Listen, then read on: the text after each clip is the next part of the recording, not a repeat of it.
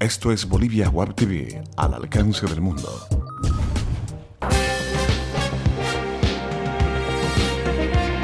A continuación, Bolivia Web TV presenta Bolivia News. Hola amigos, bienvenidos a una edición más de Bolivia News por Bolivia Web TV. Noticias martes 15 de octubre del 2013. El presidente Evo Morales anunció ayer que una vez que el satélite Tupac Katari inicie operaciones, bajarán los costos de servicio en telecomunicación, televisión por cable, telefonía móvil e internet. La declaración la hizo en la inspección a la estación de control satelital de Amachuma en El Alto. Desde el momento en el que tengamos el satélite, automáticamente van a bajar los costos del sistema de telecomunicación. Esa es una mejor forma de subvención. En algunos departamentos estamos al 100% de Internet. Estos costos van a bajar, aseveró el mandatario. Morales verificó el trabajo de las obras en la estación terrena para el control satelital, ubicada en la zona alteña de Amachuma, a una hora de la sede de gobierno. En la visita, el jefe de Estado evidenció que el avance es del 89% y en cuanto se complete la instalación de equipos, los profesionales especializados en China iniciarán sus prácticas y desde el 1 de diciembre empezarán a trabajar. Continuamos con más noticias. Creen que el proceso contra la presentadora Milena es político. La orden de aprehensión contra la presentadora del programa Brújula, Milena Fernández, sigue generando reacciones. Es así que representantes de la prensa nacional y de la oposición salieron en su defensa, al sostener que la periodista es víctima de persecución política. Esto ante la intención de la justicia de juzgarla por la vía ordinaria y no por la ley de imprenta. Como se recordará, Fernández comentó hace un tiempo atrás que la ciudad de Oruro tenía olor fétido, versiones que generó el rechazo de la población y de la alcaldesa Rocío Pimentel se querelló contra ella, situación que promovió la disculpa pública de la presentadora de televisión. Sin embargo, no fue aceptada por el Ministerio Público. Continuamos con las noticias en Bolivia News. En custodia se encuentran 272 bienes de acusados por octubre negro del 2003. Inmuebles, terrenos, cuentas bancarias, acciones y vehículos están entre 272 bienes de los 17 acusados por octubre negro del 2003.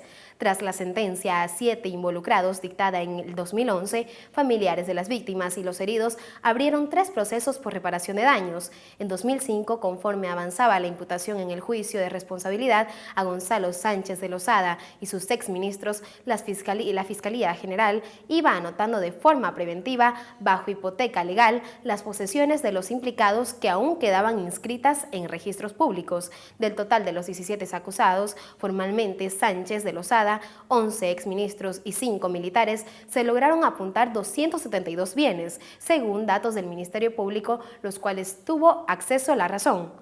Las propiedades del expresidente Lozada, entre casas, terrenos y parcelas, ascienden a 69 y se distribuyen entre los departamentos de La Paz, Cochabamba y Potosí. Se anotan también 18 acciones en el Banco Solidario, 5.500 en el Fondo Financiero Privado Proden y 5 en la compañía minera Aluvional.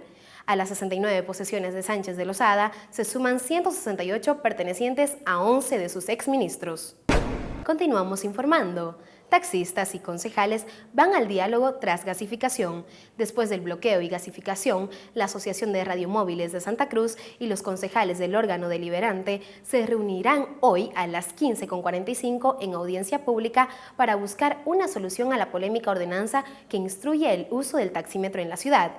Los taxistas asistirán al plenario del Consejo para buscar solución a 2 temas puntuales: que las tarifas sean consensuadas con los vecinos y que el pintado de los vehículos lo haga la alcaldía, pues alegan que esto le demanda un gasto económico extra de hasta $1.000, por lo que no están en condiciones de asumir. Continuamos informando. El Instituto Nacional de Estadísticas ve complejo el censo a propietarios avasallados. El registro del censo agropecuario de los 75 predios avasallados de Santa Cruz aún no está definido.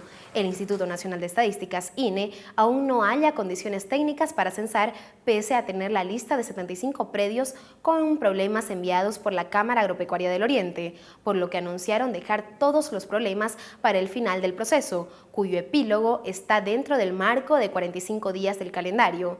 Solo en casos que se demuestre ser ellos los dueños, vamos a tomar el censo en nuestras oficinas. Estos son los datos económicos en Bolivia News.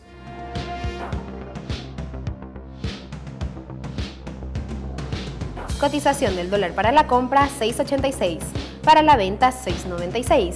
El euro para la compra 9.28, el yen para la compra 0.06. Deportes en Bolivia News.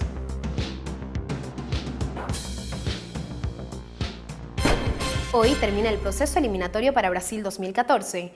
Bolivia juega su último partido por las eliminatorias Brasil 2014 en Lima frente a Perú, solo por evitar el último lugar. Las dos selecciones han tenido unas eliminatorias para el olvido. Con este partido en Lima terminarán las eliminatorias en Sudamérica Mundialistas Brasil 2014, lo que supondrá una despedida con pena y sin gloria para ambas selecciones, que han vuelto a fracasar en su último intento por llegar al Mundial.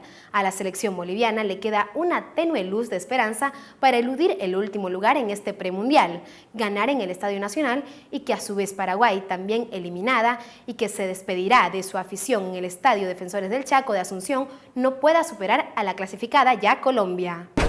Eso fue todo en Bolivia News. No te olvides escribirnos a Facebook, Twitter y YouTube.